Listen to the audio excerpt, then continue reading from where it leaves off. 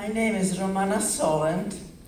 I was born in Lvov, Poland. When the Germans entered my city, I was about 2 years old. Immediately we were sent into the ghetto. The ghetto was surrounded by a wall and the guards, both German and Ukrainian. There were many actions, so-called, where they rounded us up, and whoever wanted to survive had to hide. So we, the men in the house, partitioned the wall, and we would all crawl into it, line up, and stay for hours there.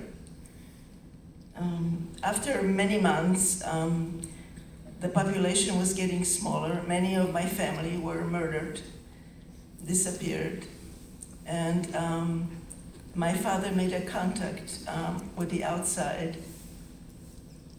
And at the age of 4, I squeezed out through the hole in the wall surrounding the ghetto and walked out. And a woman, a Christian woman, waited for me out, took me in, and I stayed with her for a little while until I became ill, and she had to take me someplace else, took me to another location outside of the city, where I became healthy, stayed a few months, until people became suspicious. And in Poland, there was a death penalty for hiding a Jew. Therefore, the people didn't want to keep me any longer. In the meantime, the ghetto was closing, and my father, mother, and the only surviving aunt managed to leave the ghetto and were taken by a very decent Christian woman who was a housekeeper in one of my uncle's homes. And she came and got me, and from then on, until the end of the war, we were all together in a little tiny one-room house on the outskirts of the city, without any facilities, without being able to move, walk out. I wasn't able to talk. I was in constant fear, lived with hunger. And when the war ended, I came out without a voice. It took several months before it came back. I am going to light the candle in memory of the people of my family, 50 plus people that were murdered during the Holocaust, and the almost 130,000 Jewish people of my city, Lvov, that were mostly murdered. Out of that 130,000, less than 1,000 survived. And I also want to remember all the righteous Christians without whose help neither I nor my husband would be alive today.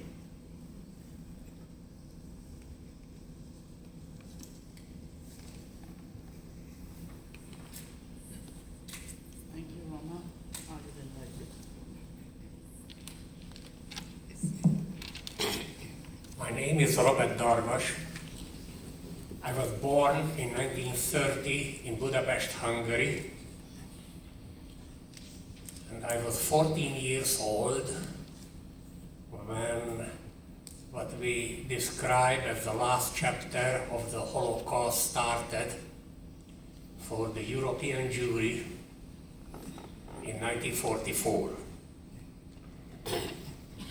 I am the only male survivor of the Holocaust of my generation from a huge extended family. I'm a structural engineer and a professor emeritus of architectural structures from the University of Michigan.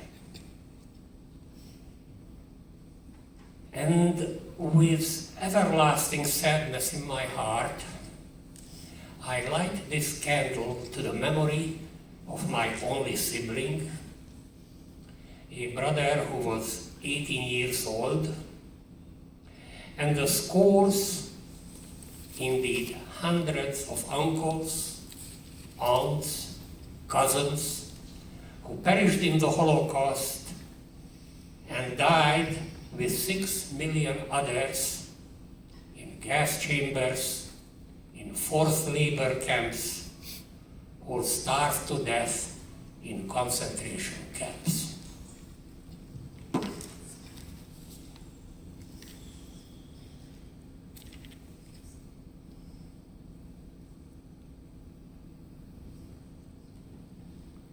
Thank you, Robbie. Anna?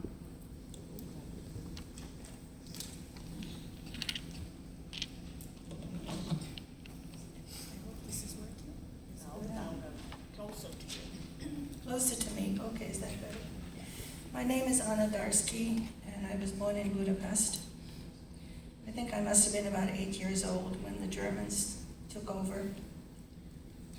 And very quickly we had to all move into either the ghetto or into houses which were marked with a yellow star. We, of course, also had to wear a yellow star when we were out in public. And our house was not so marked, and we had to move fairly quickly. And one day, a young woman, well, she wasn't that young, I guess, came to the front door, rang the bell, and came inside and told my mother that she was very sympathetic to the Jewish plight, and her house had been marked with a yellow star, and if we would like to exchange apartments with her, she would take care of all our things, and we had nothing else that we could do, so we accepted. We thought she was very kind. My father went into forced labor in 42, and by 43 he had died in Russia. He was a doctor. He was working in a hospital there, and he died with his patients because there was no more medicine and no more care for anyone. So we moved with my grandfather and some other friends who also couldn't find a place to live, some other Jewish friends, to this lady's apartment. And she kept coming to see us, to visit us, and she told my mother, you know, if you have any valuables that you can spare, I have a brother who is a pilot, and he can fly you to southern Italy. And so my mother thought, well, why not? She had wanted to leave Hungary many years before, but my father was one of those people who thought, no, the Hungarians will take care of us. We don't have to worry about anything. So to make a long story short, we arranged, or she arranged, that they would pick us up in an ambulance in a certain part of the city. And so off we went without our stars in the middle of the night, got picked up by an ambulance. And as we got in, the lady who was supposed to come with us said, well, she's very sorry, but her mother became ill and she couldn't come with us. And the ambulance stopped for one moment and she hopped out, and that was it, and she was gone. And not too much later, we found ourselves on the other side of the Danube, on the Buddha side, and we were ushered into a house. We were told that the road to the airfield had been bombed, and we couldn't go in such a large vehicle. We had to get into something smaller. And while we sat there waiting, suddenly the lights came on, and there were some Nazis with guns, and we were all arrested. And that's when our personal story started of hiding and so on and so forth. My mother and I were separated, and for a long time we didn't know where the other one was. I didn't have any brothers or sisters, so there was just the two of us. And to end the story, we did find each other at the end of the war, when the war was over, and we made it out to Australia. That was our first. So I'd like to light this candle for my father, for my grandfather who lived with us and who disappeared during the last days of the bombing, and to the 6 million whom I didn't know personally, but who grieve me today.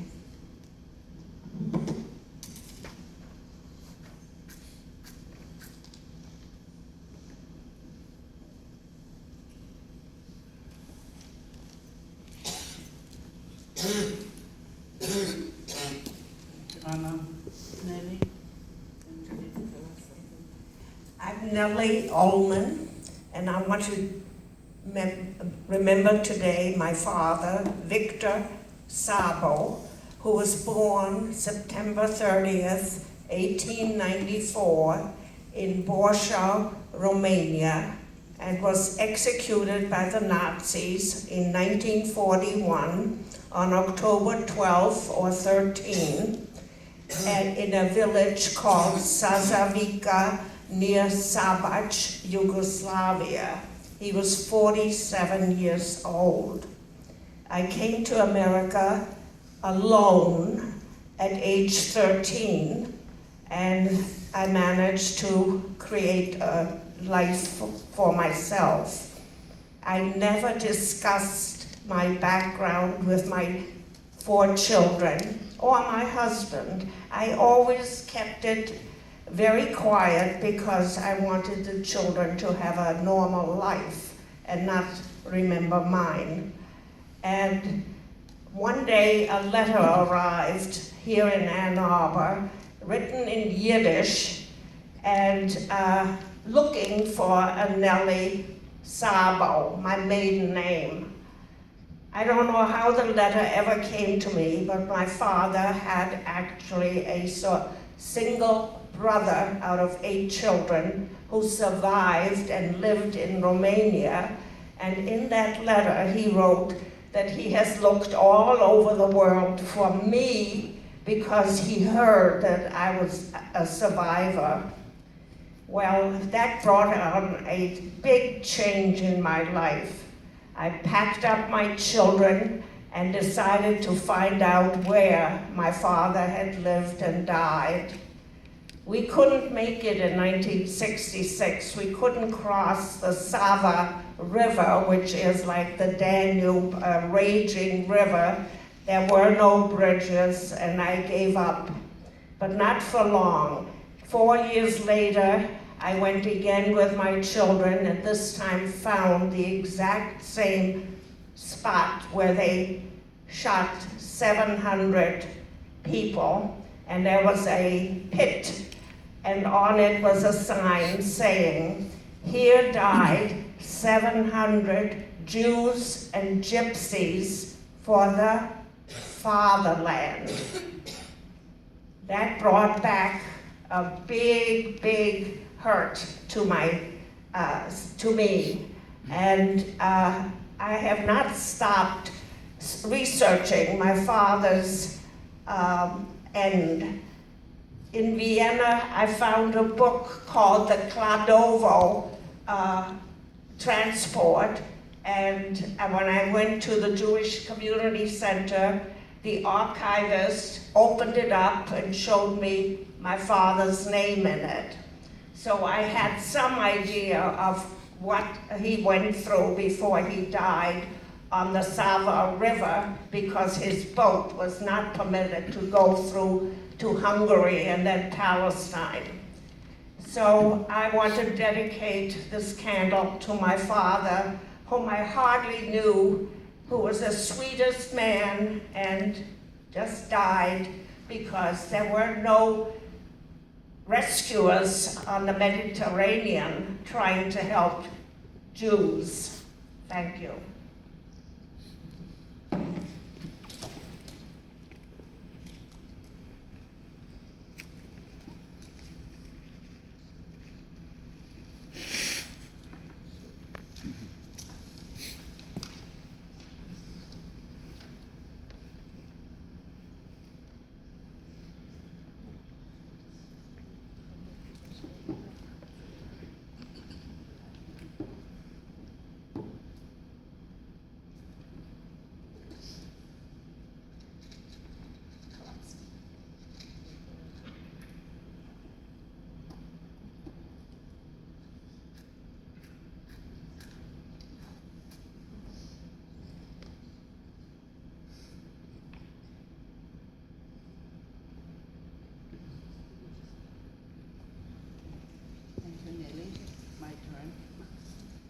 Chava from home. Can't hear you.